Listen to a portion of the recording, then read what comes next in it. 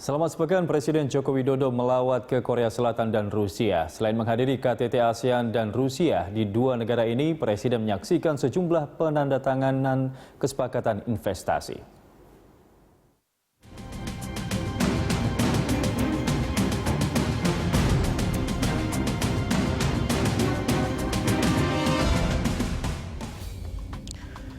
Setelah membuka Munaslup Partai Golkar akhir pekan lalu, Presiden Joko Widodo langsung bertolak ke luar negeri.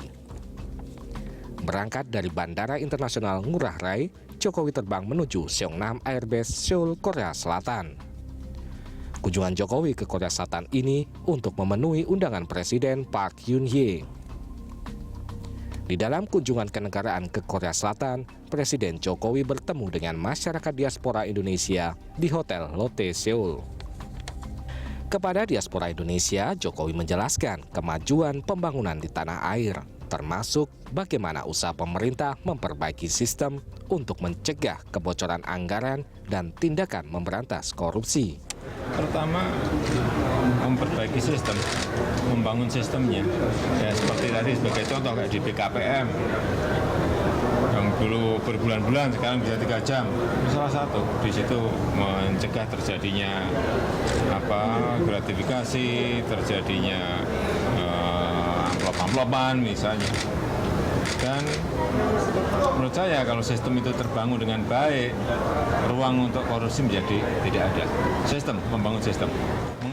Sementara saat berbicara di forum bisnis bertajuk Morning Tea with Presiden Jokowi di Barclays Suite, Presiden menyatakan Indonesia kini sedang berbenah meningkatkan infrastruktur dan investasi.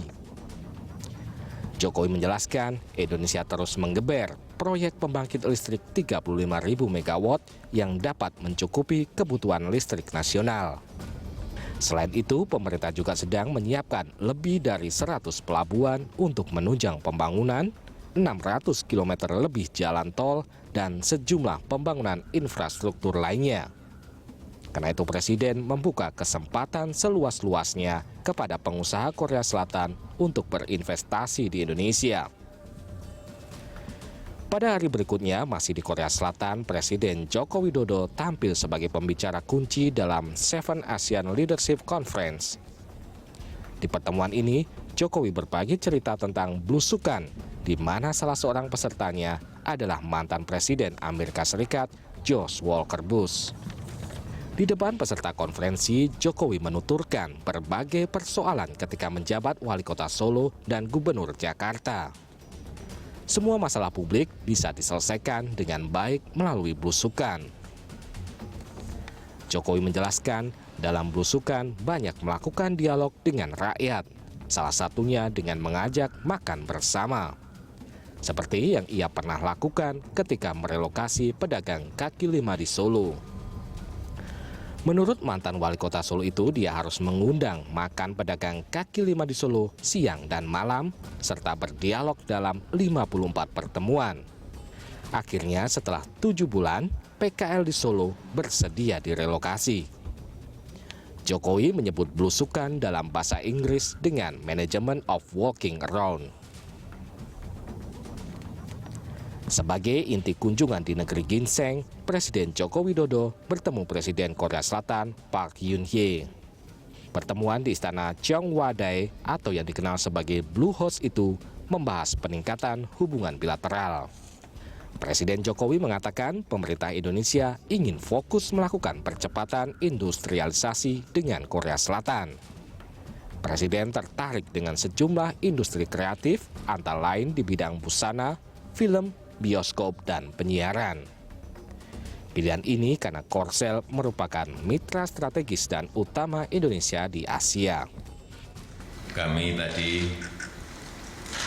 telah berbicara masalah investasi di Indonesia dan Republik Korea sangat tertarik untuk investasi di bidang-bidang infrastruktur seperti jalan tol, pelabuhan, pembangunan rel kereta api dan pembangkit listrik, serta infrastruktur di bidang maritim. Dalam pertemuan itu juga dilakukan penandatanganan 7 nota kesepahaman. Nota kesepahaman yang disepakati yaitu kesepakatan perluasan dan amandemen, Nota kesepahaman yang disepakati yaitu kesepakatan perluasan dan amandemen nota kesepahaman kerjasama mengenai zona ekonomi khusus oleh Menko Perekonomian.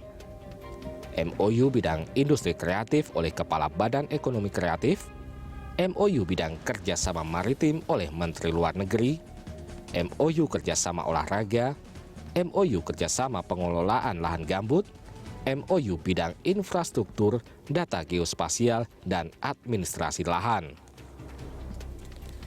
Dari kunjungan di Korea Selatan, Presiden Jokowi menyaksikan kesepakatan bisnis senilai 18 miliar dolar Amerika atau setara dengan 239 triliun rupiah.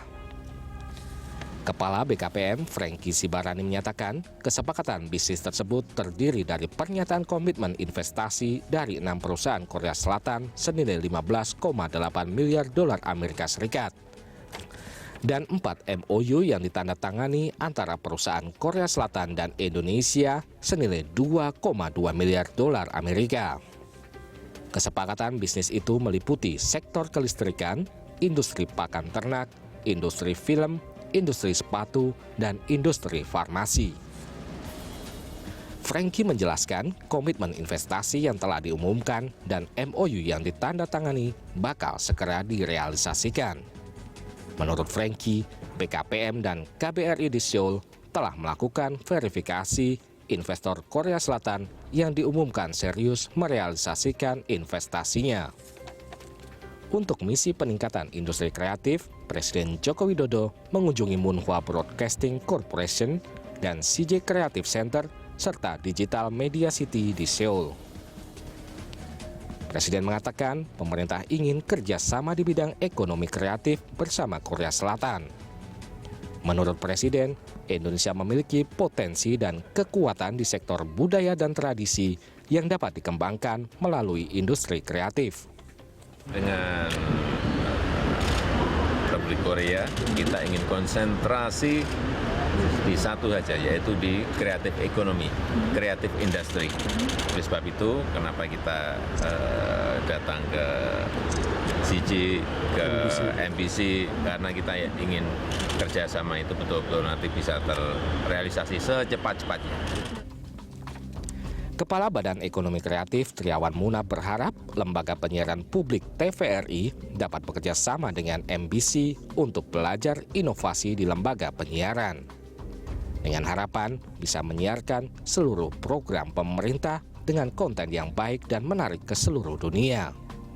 Selain itu, Triawan juga menjelaskan potensi kerjasama dengan perusahaan CJ di bisnis hiburan bioskop. Industri kreatif yang kini berkembang pesat di berbagai negara memiliki andil cukup besar bagi produk domestik bruto nasional. Tahun 2015, kontribusi industri kreatif terhadap PDB nasional mencapai 7,0% atau senilai 642 triliun rupiah. Industri kreatif juga menempati posisi keempat dalam penyerapan tenaga kerja yang mencapai 11,8 juta orang. Saat ini terdapat 16 subsektor industri yang akan terus dikembangkan. Di antaranya yaitu seni pertunjukan, seni rupa, televisi dan radio, aplikasi game, fashion, film animasi dan video, hingga kuliner. Dengan pengembangan yang maksimal, industri kreatif dirasakan bisa menjadi lokomotif pertumbuhan ekonomi nasional. Selain berkontribusi positif bagi peningkatan pertumbuhan ekonomi, penyerapan tenaga kerja, dan arus masuk devisa negara, industri kreatif juga menjadi sarana meningkatkan jati diri bangsa. Rangkaian agenda di Korea Selatan juga diwarnai pemberian penghargaan untuk Presiden Joko Widodo. Presiden menerima penghargaan dari Asia Journalist Association di Aju University Seoul. Di depan mahasiswa Korea dan Indonesia, Jokowi menjelaskan Indonesia memilih terbuka pada kemajuan teknologi termasuk media sosial, namun memanfaatkan kemajuan teknologi itu secara positif. Usai melakukan kunjungan kenegaraan di Seoul, Korea Selatan selama 3 hari, Presiden Joko Widodo bertolak menuju Sochi, Rusia. Presiden beserta rombongan tiba di Rusia pada Rabu 18 Mei 2016. Presiden Jokowi dan rombongan mendarat di Bandara Adler Sochi pukul 14.30 waktu setempat. Kedatangan Jokowi disambut Duta Besar RI untuk Rusia, Wahid Supriyadi, serta Atase Pertahanan Kolonel Untung Suropati. Sementara dari pihak Rusia diwakili Direktur Departemen Protokol Negara Yuri Filatov, Wakil Direktur Protokol Kementerian Luar Negeri Rusia Igor Bogdasev, dan Wali Kota Sochi Pakamov Anatoly. Selain Jokowi, ikut serta dalam rombongan Menteri Koordinator Perekonomian Darmin Nasution, Menteri Perdagangan Thomas Lembong, dan juru bicara Presiden Johan Budi. Jokowi merupakan kepala negara pertama yang tiba di Rusia dan mendapat sambutan kehormatan berupa suguhan makanan Rusia, yakni roti dan garam. Presiden Jokowi pun mencicipi roti karavai dan memakannya sebagai tanda penghormatan kepada Rusia. Presiden Jokowi kemudian melakukan pertemuan bilateral dengan Presiden Rusia Vladimir Putin. Dalam pertemuan itu, Presiden meminta pemerintah Rusia meningkatkan dan memperlancar impor minyak sawit dari Indonesia. Presiden Putin menyatakan apresiasinya atas pertemuan bilateral dengan Jokowi. Selain membahas sejumlah isu internasional, Putin menegaskan Rusia ingin meningkatkan nilai perdagangan dengan Indonesia. Sekali lagi minta kepada Presiden agar kiriman minyak sawit kita ke Rusia bisa diberikan jalan yang baik sehingga bisa meningkatkan lagi. Total ekspor minyak sawit Indonesia ke Rusia pada 2015 mencapai 480 juta kilo barel. Hal ini memberikan manfaat bagi petani sawit di Indonesia. Selain membahas peningkatan ekspor minyak sawit, Presiden Joko Widodo bersama Presiden Vladimir Putin juga menyaksikan penandatanganan sejumlah kerjasama. Rusia berencana membangun industri perminyakan dengan investasi senilai 13 miliar dolar Amerika. Dalam pertemuan itu, Presiden Rusia Vladimir Putin membeberkan beberapa proyek yang dikerjakan Rusia di Indonesia. Salah satunya adalah pembangunan jalur kereta api di Kalimantan. Menurut Putin, lebih dari 2.000 orang akan bekerja di proyek itu. Selain itu, Putin memaparkan rencana mengembangkan kerjasama tambang nikel dan aluminium, di mana Rusia bersedia menyediakan berbagai jenis kapal, termasuk pelabuhan terapung. Kemudian ada juga investasi pembangkit listrik dengan investasi hingga lebih dari 1,8 miliar dolar Amerika. Di hari kedua dalam kunjungan kerjanya di Rusia, Presiden Joko Widodo menerima 4 pimpinan perusahaan besar di Rusia. Keempat perusahaan itu adalah Russian Railways dan 3 perusahaan pertambangan yakni Black Space Group, Rusal, dan V Holding Group. Dalam pertemuan bisnis dengan CEO Russian Railways, perusahaan itu menginginkan kerjasama membangun infrastruktur rel kereta api kargo untuk mengangkut batu bara di Kalimantan. Menanggapi keinginan Russian Railways itu, Menteri BUMN Rini Sumarno mengatakan pihaknya masih harus mengkaji dan meninjau dari segi aturan yang ada terlebih dahulu. Perusahaan yang sangat besar, mereka sudah membangun 85.000 km rel di Rusia. Mereka sangat berharap untuk dapat bekerja bersama di bidang perkeretaapian di Indonesia. Selain rencana bisnis investasi, Presiden Jokowi dikabarkan akan menandatangani sejumlah kesepakatan terkait alat utama sistem persenjataan atau alutsista, di mana Indonesia akan membeli 8 unit jet multifungsi Sukhoi Su-35 Flanker dan kapal selam Projet 636 Varshavyanka. Beberapa waktu lalu, Menteri Pertahanan Ria Mizar Triakudu mengungkapkan Indonesia memang berencana membeli Sukhoi Su-35.